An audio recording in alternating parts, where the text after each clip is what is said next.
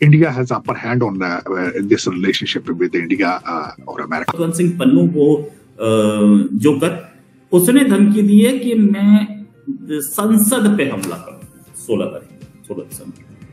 अरे तू संसद पे हमला करेगा, पन्नू तो इस बार बच गया। अब होगा क्या कि इंडिया का जो केस है against Pannu that will be more stronger. I think this is what doctor Jaishankar might have advised the prime minister Modi and Ajay Doval. Look at this person. He's a US citizen and he's trying to target and he wants to target the Indian Parliament. तो अब पन्नू का जो case है वो तो automatically एक तो कमजोर पड़ जाएगा एंड इंडिया का जो हाथ है उतने आ जाएगा, ठीक है, बिकॉज पन्नू कोई is not a smart chap. ज्यादातर फिर जेडे कई पंजाबी ने शौकियां मारते हैं, ठीक है। ये बात तो साबित होती है जो लोग पहले बात कर रहे थे कि जो इंडिया की सक्सेस है, चाहे वो चंद्रयान हो या दूसरे चीजें जो उनके यहाँ चल रही हैं, वो अमेरिका को पसंद नहीं आ रही। नमस्कार दोस्तों, स्वागत है आपका आपके चैनल EFCZ में। दोस्तों, आतंकवादी पन्नू का नाम तो आपने सुना ही होगा। वही खालिस्तानी आतंकवादी जो कनाडा में बैठकर भारत के खिलाफ जहर उगलता है तो कभी अमेरिका में बैठकर भारत के खिलाफ साजिश रचता है। अमेरिका उसको बचाने में लगा है, लेकिन भारत ही नहीं पाकिस्तानी मीडिया तक को यकीन है कि नरेंद्र मोदी उसको एक ना एक दिन जरूर ठुकवा देंगे। वो एक ना एक दिन अखबार में ही नजर आएगा।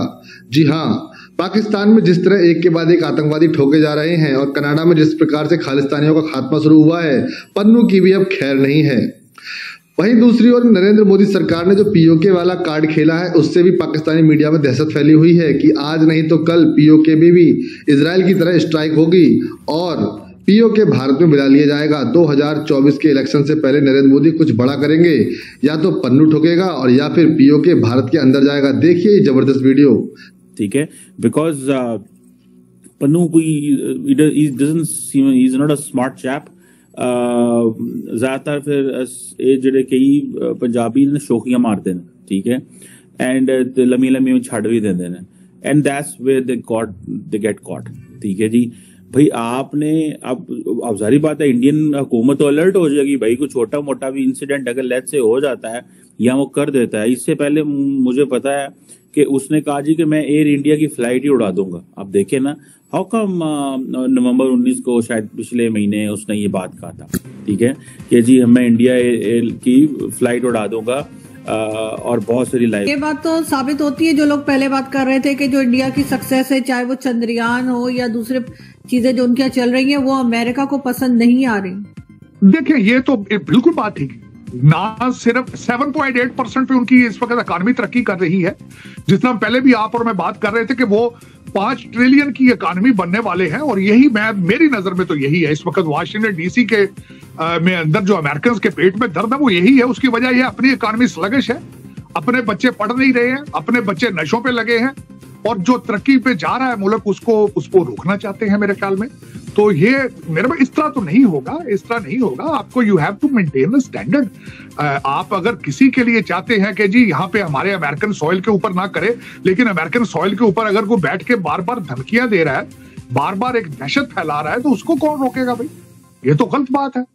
खालिस्तान की बात, कितने लोग खालिस्तान को सपोर्ट करते हैं? कई दफा इसने कहा जी मैं रेफरेंडम कराना, वहां शो अप ही कोई नहीं करता, 15-20 लोग खड़े होते हैं वहां पे। मुझे याद है कि हमारे जो फौजी हैं वो भी यही कहते हैं। जनरल कियानी का एक बड़ा फेमस डिक्टम था कि when one has a capability, intention can change overnight. So India के पास कैपेबिलिटी है, so the intention can change overnight for doing anything. You just can not say that since they don't have an intention and it won't happen.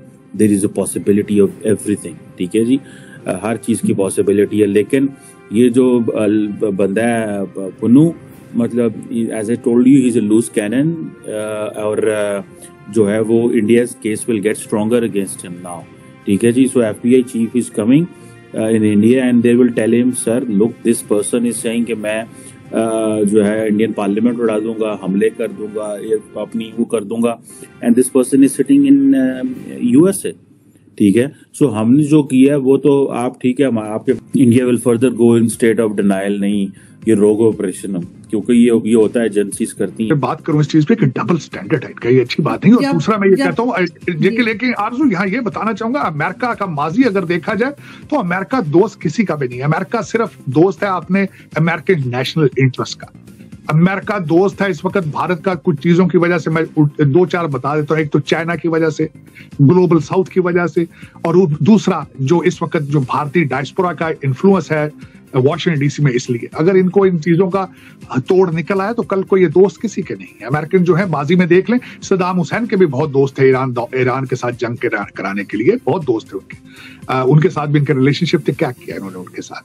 इसी तरह कई मुल्कों के साथ इनके इस तरह के रिलेशनशिप रहे हैं, लेकिन American they are not themselves not trustworthy allies. और मैं उसमें, और भारत को इस चीज का पता है। मैं समझता हूं डॉक्टर जयशंकर और मोदी साहब की जो एडमिनिस्ट्रेशन है वो दे नो इट एग्जैक्टली।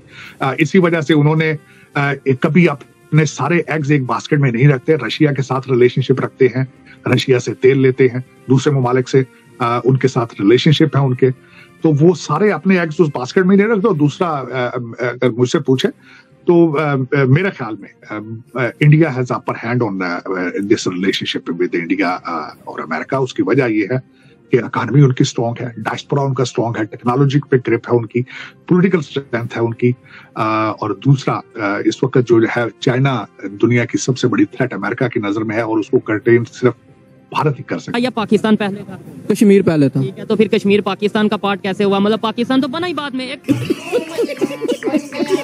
बिल्कुल, ये बात आपकी बिल्कुल ठीक है। जब पाकिस्तान बना तो डिवाइडेशन हुई, उसके बाद काफी कोशिश की गई कश्मीर के हवाले से, बहुत सारी